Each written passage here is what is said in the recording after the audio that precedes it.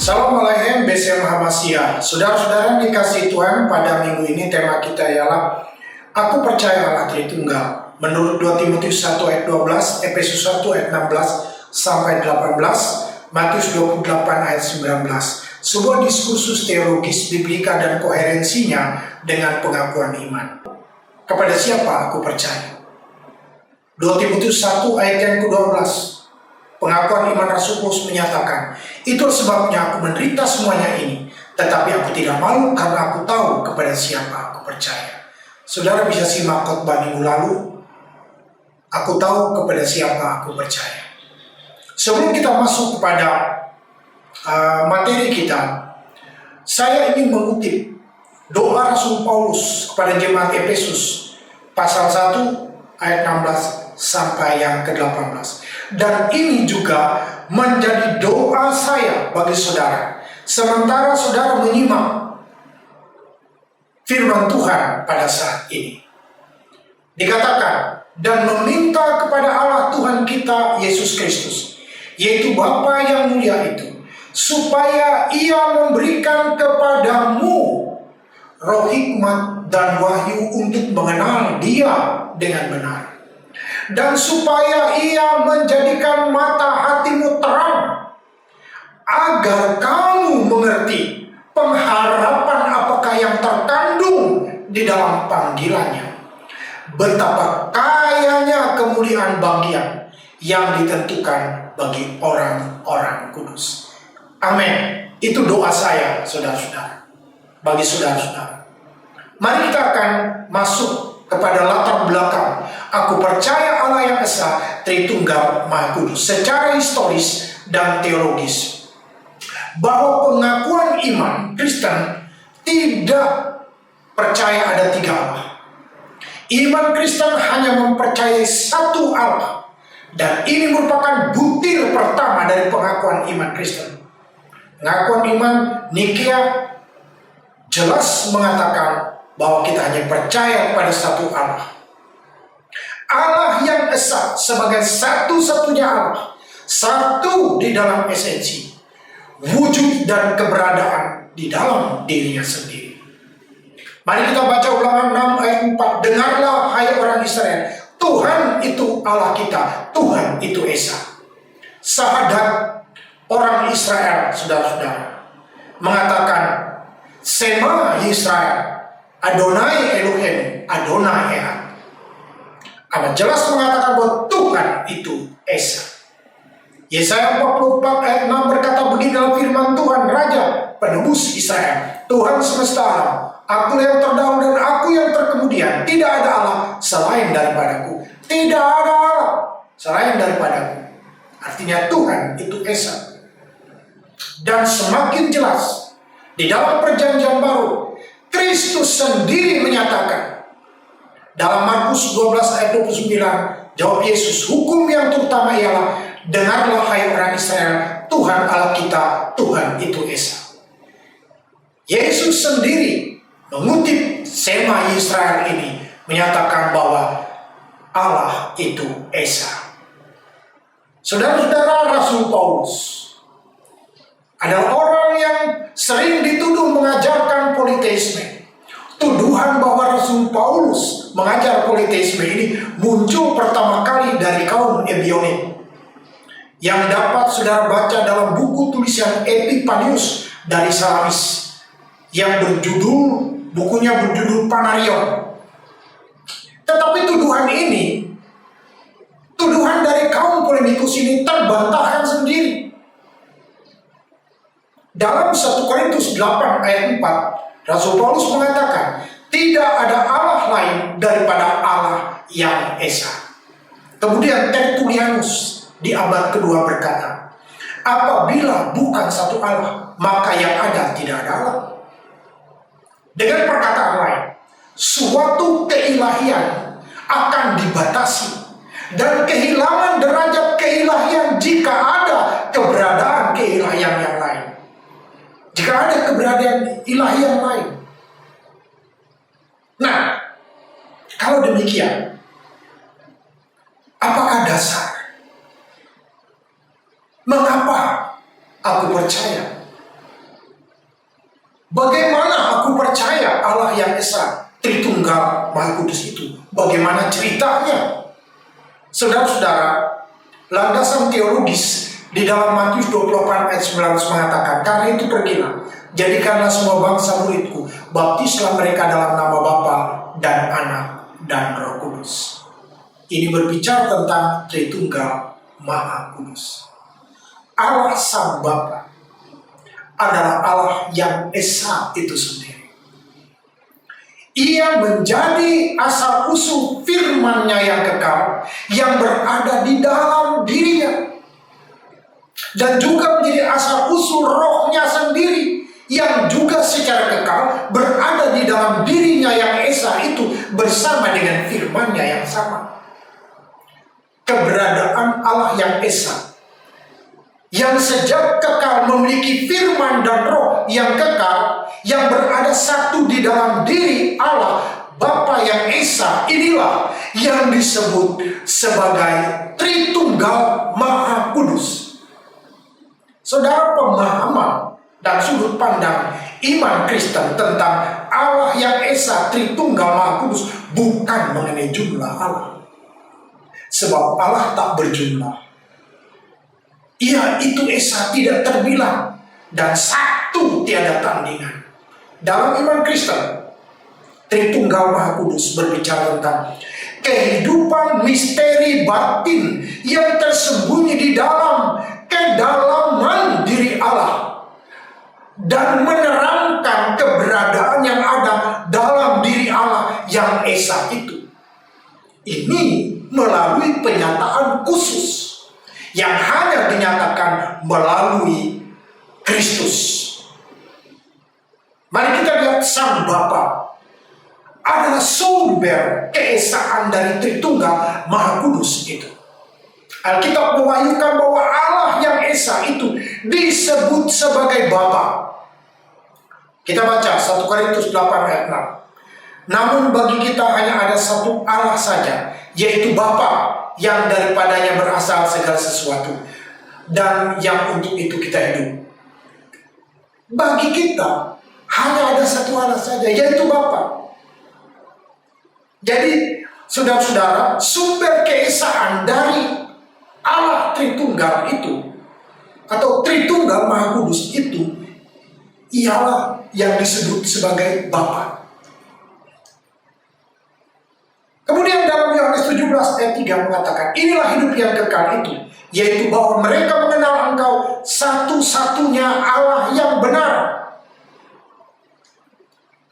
Jadi Alkitab dengan jelas mengatakan bahwa satu-satunya Allah yang benar, Allah yang Esa itu, yaitu disebut sebagai Bapa.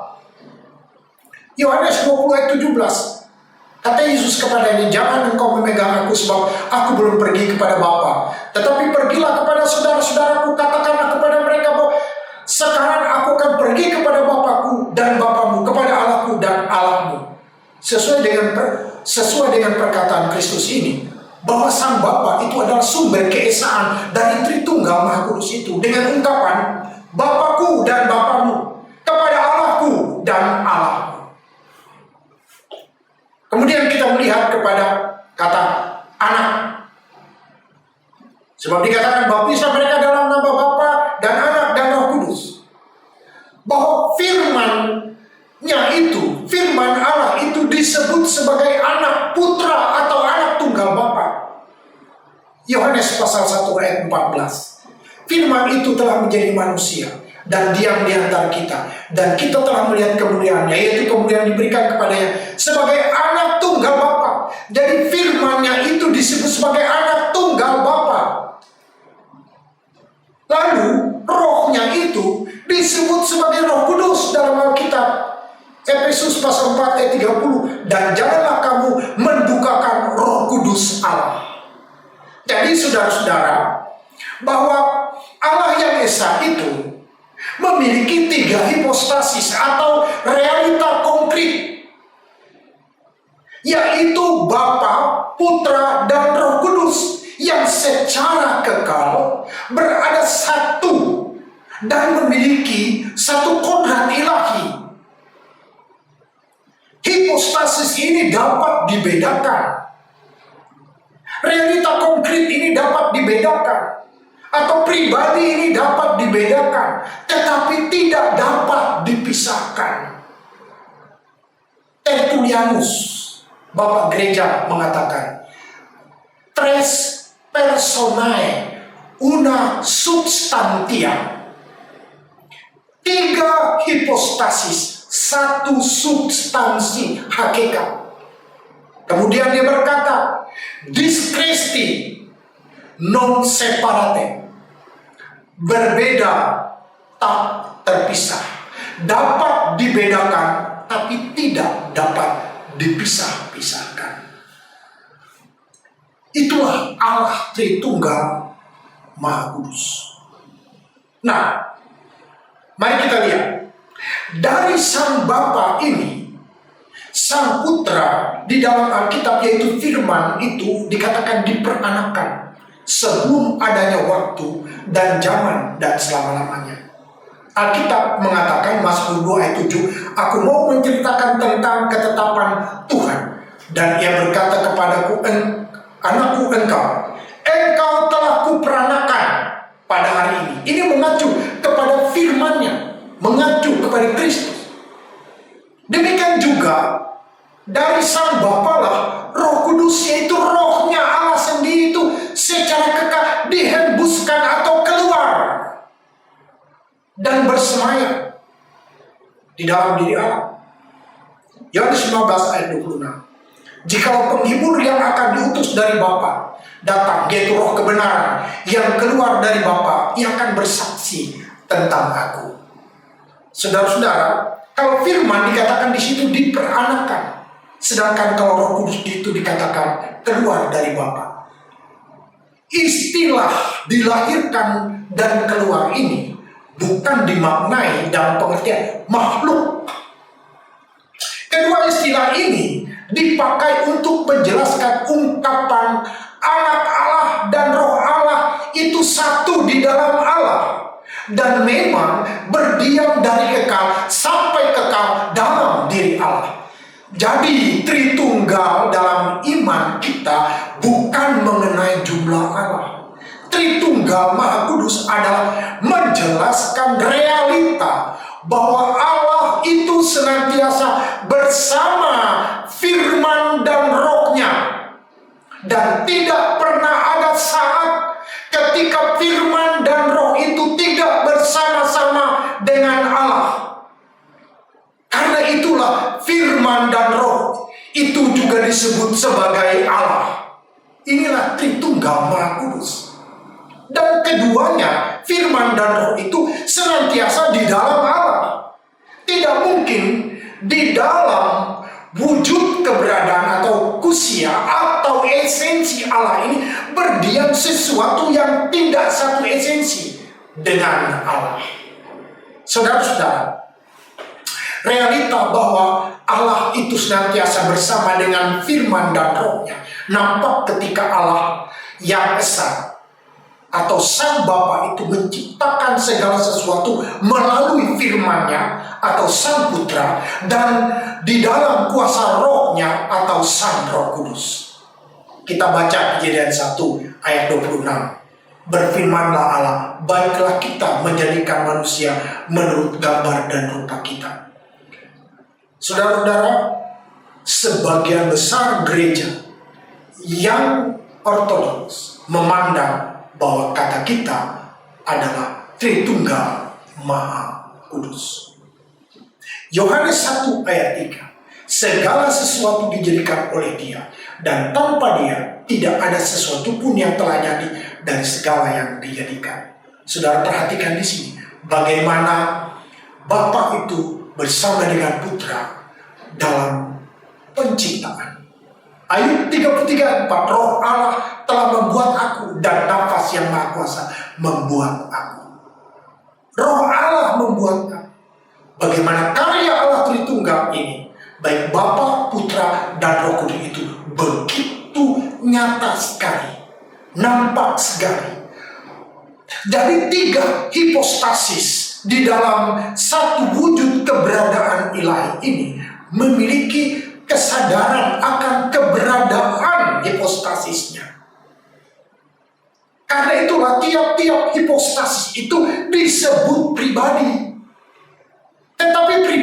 sini tidaklah menunjuk bentuk yang sederhana atau pernyataan diri yang terpisah-pisah atau keberadaan atau perbuatan. Namun tiga hipostasis di sini diisi dalam satu kesatuan ilahi.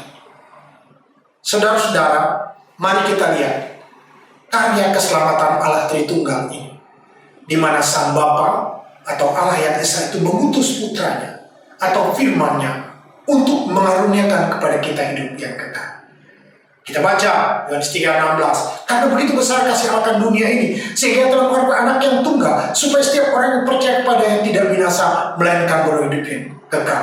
Karena begitu besar kasih Allah akan dunia ini, kemudian Ia telah mengaruniakan anak yang tunggal.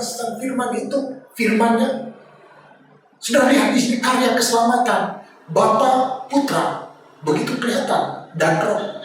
Kemudian kita lihat, lalu setelah karyanya selesai ini, kemudian Sang Putra atau anak tunggal Bapa ini menerima Roh dari Bapa dan kemudian dicurahkan kepada manusia.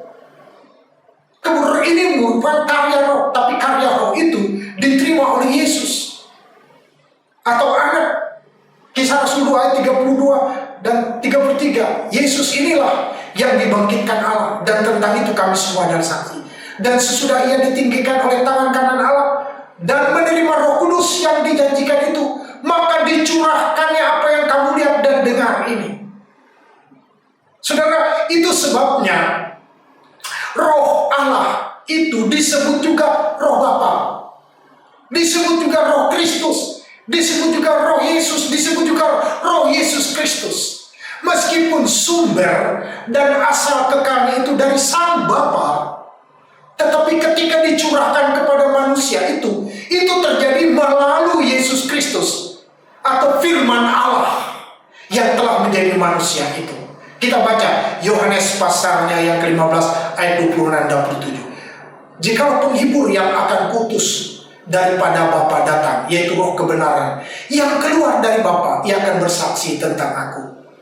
Saudara-saudara, begitu jelas dikatakan di sana bahwa Roh itu dicurahkan kepada manusia melalui Kristus, tapi keluar dari Bapa. Sekarang kita akan masuk kepada koherensi pengakuan iman Kristen ini dengan penyembahan kepada Allah yang Esa, Tritunggal Maha Kudus ini. Apakah saudara-saudara relevansinya?